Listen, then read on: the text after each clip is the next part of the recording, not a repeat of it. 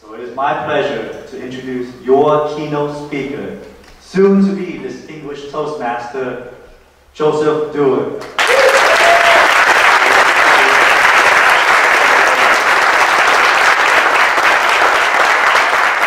Fellow Toastmasters, welcome guests, and dignitaries. What a great way to start the day with all those applause. Hadn't even done anything. And now everybody is so excited. What I'd like to do is just take 1 minute to get everybody to relax and focus. So do me a favor right now. I would like everybody to close their eyes, take a deep breath through your nose, close your eyes. And as you take that deep breath, I want you to think of somebody who was very influential in your life, somebody you really liked, somebody that helped you out a lot, very positive person. As you exhale, visualize that person and feel all those good feelings. Now take one more deep breath. Think of that person that helped you, done wonderful things for you, and a good guide and positive. Now exhale, and as you exhale, relax, open your eyes, and look at me. I would like to have you come along on a journey with me. I'm standing at attention. I'm at home plate at Yankee Stadium. And I'm looking up at the crowd, 50,000, 60,000. They're eating popcorn, drinking beer, soda, hot dogs, and behind me are baseball players on the field. And behind them is a sign with letters bigger than I am, saying, "Join Joe Duerr in singing our national anthem and the Canadian national anthem." And I'm standing there, and my stomach is churning. I am so nervous. How did I get here? I'm thinking, how did I get here? Well, one night I was out with 2 of my clients. I used to do business with savings and loan people. We had dinner, had a couple of steaks, some wine, went to a hockey game, and I hear the national anthem being played. And I see people walking around like it was background music. And I said to the fellow next to me, I said, "You know, Ed," happened to be Ed too, by the way. What a coincidence. "Ed, I want to sing the national anthem here." And he said to me, "You sing?" I said, "Well, I used to." On that note, the next day, I called Bill Smith, the goaltender for the Islanders, who was a friend of mine. Sensitive guy, you know how goaltenders are on a national anthem. And I said, "Billy, who do I talk to be able to sing the national anthem at this game?" And in his refined manner, he said, "I don't know, I have no idea." But he did give me the name of an individual, Hawley Chester, who was the gentleman who was in charge of the night's activities. I called Hawley. He knew me because I had associated with Bill. He had seen me with Bill, so he knew who I was. And I asked him, "Can I sing the national anthem?" He said, "Well, give me a tape." Well, this was reel-to-reel tape. Tape, not this, CDs, any of that other stuff. So I went to my singing coach, and I said, can we make a tape doing the national anthem? And naturally, a singing coach wants to get all the good sounds out and wants to really drag this thing out. So we go to a studio, and I do the national anthem. I bring it to Hawley. Hawley puts it on his player, puts his arm on his desk like I'm trying out for a Broadway show, and said, "Yeah, it's okay. It's way too long." He said, "When you go to a hockey game, they don't want to hear the national anthem. Just be dragged out, sing it, and get off the ice." Anyway, meant that. And bottom line is, I ended up getting a game. It was a November date, mid-November. It was a Tuesday night. It was St. Louis and the Islanders. Not a particularly exciting game. But in any case, I went out there, I did the anthem, did it quickly, got off the ice, went into the press room and said, "Hawley, what do you think?" He went, "Yeah, it was all right." I said, "Well, can I do the Islander Ranger game that was coming up on Saturday night?" Because the Islander Ranger game is really exciting. Those are the games where you have more fights in the stands than you do on the ice. Unbelievable. But very, very exciting for New Yorkers. He said, "Well, I don't know. Well, this is Tuesday. Well, I'm fretting about this. Wednesday, Thursday, Friday morning. I give Smitty a call. Smitty, what do you think I could said, call him up. And I did. I called the office. I asked for Holly. I got Jimmy Higgins, who was Holly's assistant.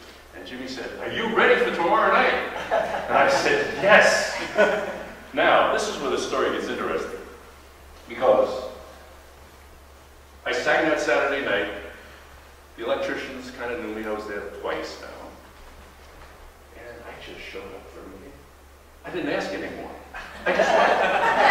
I got there, they handed me the mic, I went out and I sang. I had talked to the organist, so he knew I was doing that. Now, Christmas party's coming along, and the owners invite my family, my children. My son Joe is here, he can vouch for that. And to be part of their Christmas party. We're out there, mingling with the owners, mingling with the people that are running the show. And as it turns out, the owners, I'm figuring, think that I was hired by management. Management thinks I was hired by the owners. I ended up doing it for 16 years. And they still don't know who hired me. I did. But the point is, challenge yourself. Take those chances. Do something. If you think it's a good idea, try it. Why not? Don't limit yourself. Don't let limiting beliefs slow you down. I have another story that I have to tell you, though. It relates to an article that was in a recent magazine, Toastmaster magazine. And this is about a guy who wanted to know the secret of life. Somebody told him if he gets to this mountain in India and goes to that mountain, he'll find this person, this wise man who has the secret of life. He takes 6 months off from work. He goes to India. He gets backpacks, he gets all the stuff he needs, tent pegs and whatever else you need to live in a mountain. And for a month, he goes through this mountain. And he cannot find this wise man. One night, he sees a glow, there's a campfire. He goes up there, it's got to be the man. He goes all the way up to where the campfire is, and he sees a guy sitting there with his legs folded, his arms folded, looking into a fire and humming. And he walks into the encampment and says, you must be the man that has the secret to life. And the man looks up and he says, what is the secret to life? He said, life is just a bowl of cherries. Well, this guy goes out of his mind. He said, I took 6 months off from work, going through the mountain for a month, fighting off animals, bugs, you name it. And you tell me life is just a bowl of cherries? And the man looks up and says, it isn't?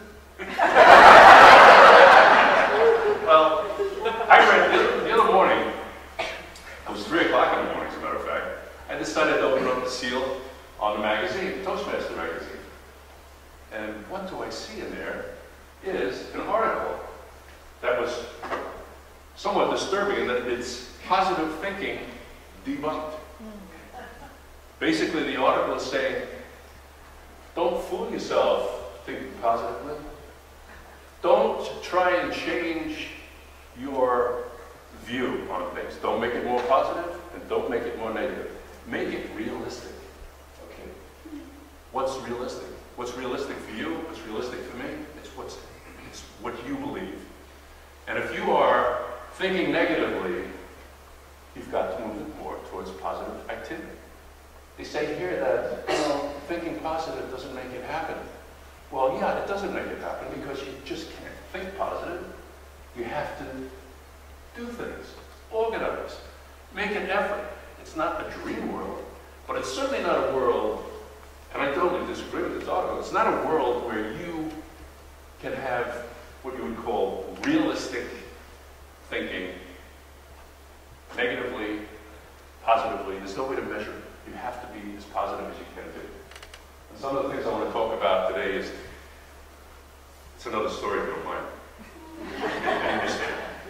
This lumberjack gets a job, big guy, gets a job with a commercial lumber company, and got really good working conditions and good pay, and the boss gives him an axe, and the boss says, this is the area you're going to cut. Well, he goes out there, he's so enthusiastic, he goes, this is a great job. He goes out there and he chops down 18 trees. Goes in. The boss says, wow, what a great job you did. Keep up the good work. And he, wow, this is exciting. The next day he goes out, he said, I'm really going to show him what I can do. But that next day he goes out and he can only cut down 15 trees. What's going on? Next day he said, I'm going to really work harder. He's only able to cut down 13 trees. He goes to the boss, he said, I don't know what's going on. I have to apologize to you, but I must be losing my strength. I just can't cut down as many trees as I thought I could. And the boss said to him, when was the last time you sharpened your axe? I don't have time to sharpen my axe. I'm too busy trying to cut down trees. Well, that's the issue of limiting beliefs. When we go through life and we get stalemated in situations and we can't find our way out of these situations, so many of these things are beliefs that are in us that we don't even realize are there that are limiting us. And a large portion of these beliefs are there because they were instilled by what people told you. For instance, when you were growing up, your subconscious mind was basically blank when you were born, but you start to build a data bank over the years. And whatever your mother says to you, your father says to you, or aunt and uncle, or any other trusted adults, they tell you something, it just gets built up in there. And then that becomes your belief system. And that belief system keeps you from doing things that you ordinarily could do if you made the effort. So take that chance, fight those negative beliefs. One of the things I want to talk about here is the functions of positive thinking, visualization, and self-talk. All things that, if you don't read this article, but all things that really do work. Again, I've spent most of my life feeling that way and doing things that way, and to me, it's been very successful, and it's been a great guide in my life. But as far as the limiting beliefs, we're going to deal with some of those issues a little later on today in some of the classes. I think you'll be very, very excited about that, because we're going to do a little hypnosis work and get involved in the subconscious mind and how we can make changes so much more easily than just using the old conscious mind, which is so limited in its scope. One more story I have to tell you. You want to determine how much you want to succeed, how much drive you have, how much what you really need to succeed. Well, there was a young man who wanted to succeed and heard about the guru who knew how to be successful. He was successful in his own right, but he was also someone that had the capability to teach. So he goes to the guru and says, I would really like to be successful. Can you help me? He said, sure, I can help you. He said, if you really want to be, meet me at the beach tomorrow morning at 5 a.m. Well, so he gets there, so obviously he wants to succeed. 5 a.m. at the beach. He's there in t-shirt, shorts, should have been wearing a bathing suit, because the guru takes him by the hand and says, let's go out in the water. He goes only out in the water, he gets up to the waist and goes, this guy seems a little strange. I came here to learn how to succeed, I don't want to be a lifeguard. So he walks out a little bit further, and he gets up to his shoulders. And now he's starting to get nervous. So he starts going back to the beach. The guru says, hey, where are you going? He said, I thought you wanted to succeed, learn how to succeed. He said, I do. He said, come back here, come back. So he comes out to the guru, the water's right up to here. The guru takes it, pushes his head under the water, and he's fighting and kicking and scratching. And he's just about ready to pass out. The guru pulls his head up. He goes, what were you just thinking when your head was underwater? He says, I was thinking I wanted to breathe. He said, when you want to succeed as much as you want to breathe, you will succeed. So put everything in perspective, where you want to go, what you want to accomplish, and if you put it in that format of that kind of drive, man, you really want to have it. Now, how do you help yourself in these to get to succeed? Dealing with positive people. You know, we become chameleons to the people that we associate with. We act like the people we associate with. Look at the people you associate with. Do you want to be like those people? If you say yes, then you're dealing with the right people. Either that or you don't want to succeed. I don't know. But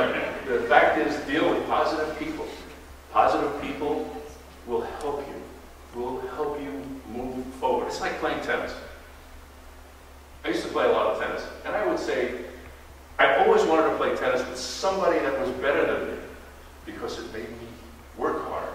It challenged me physically and mentally to stay on the game and to improve. Play with somebody that I can beat anytime. It's boring. It's like hitting a machine, hitting balls out of a machine. It doesn't do anything for you. Mentally, physically, your skills, it doesn't do anything. That's the same thing when it comes to positive people and their influence on your life. It's very critical. Now, another issue that's very important is visualization. Now, visualization is not good according to this, but I would say visualization will do lots and lots of good things. You can visualize yourself doing anything.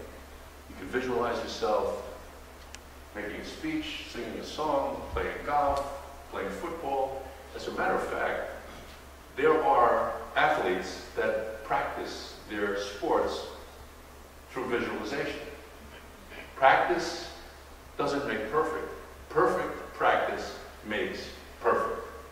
The mind has the capability, and it's the only place to really get it all right. Now, Ahmad Rashad, who played for Buffalo many years ago, and then was a commentator on TV. I don't know if he still is or not, but what he did was, when his cohorts were out there practicing their routes, 20-degree temperatures, he would take a shower, go into the locker room, sit in a chair, close his eyes, and he would visualize the patterns, the routes that he would take, and receiving the ball. And the guys would come in and talk to him and say, "Hey, what are you doing? We're outside practicing this miserable weather." And he said, "Well, how many balls did you drop? And how many errors did you make?"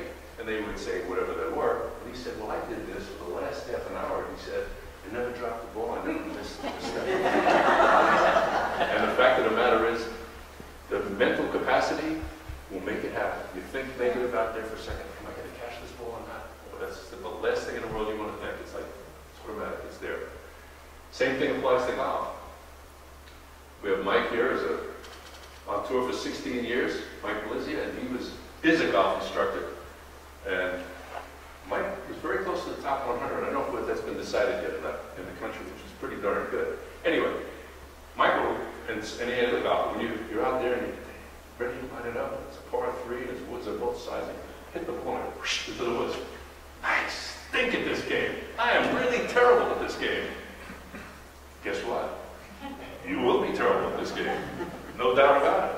But a positive person is going to say, "Well, you know, I have to make an adjustment. I'll make an adjustment. I'll do better next time." And he will. And if that doesn't work, then you say, "This equipment is really no good. One more error, I have to buy a new set of clubs."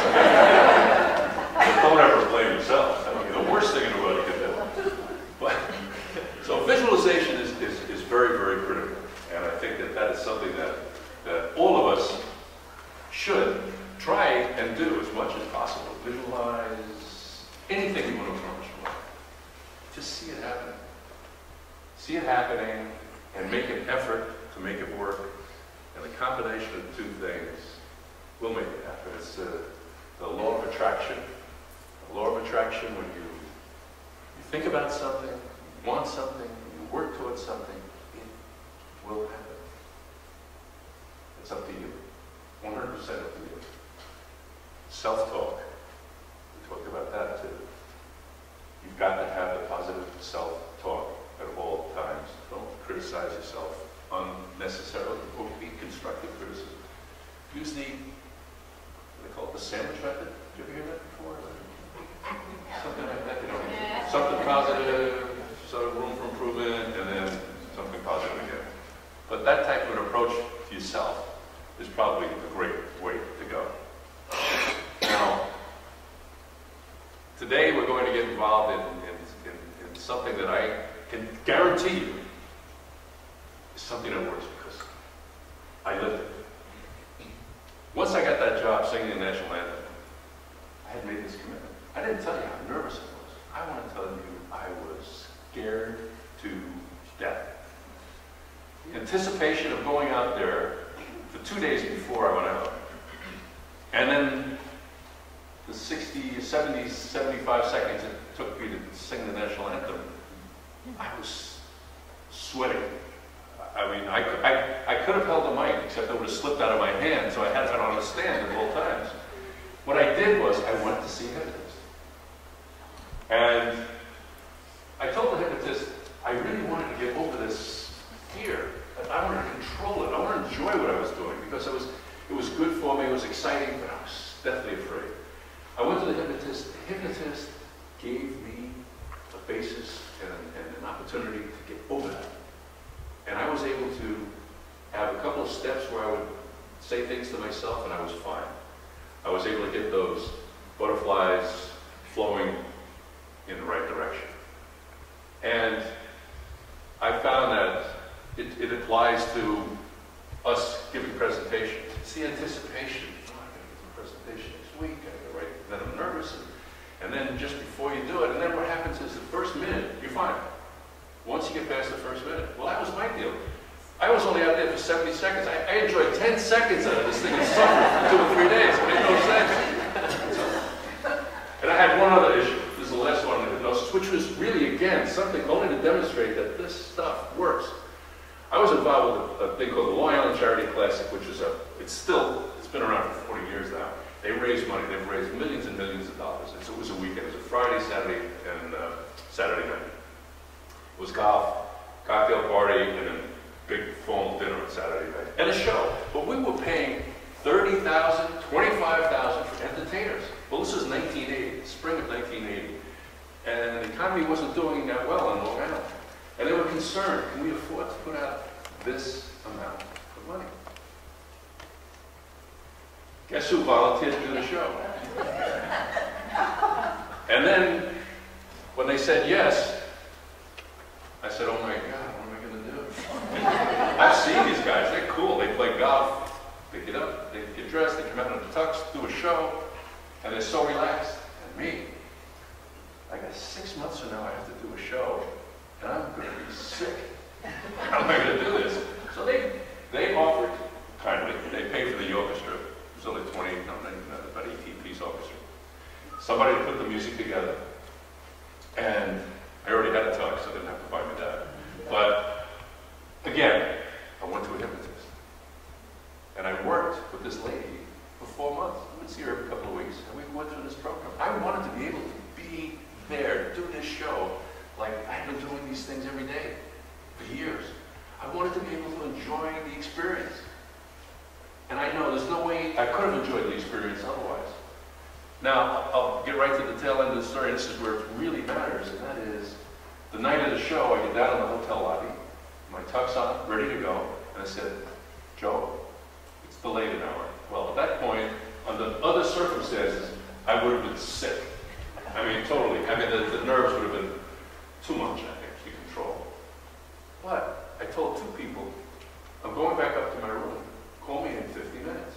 I went up there, took my tux jacket off, like Count Dracula, I don't think and I slept. I slept for about 40 minutes. I got up, put my jacket on, went and did the show, and I have to tell you, a wonderful experience.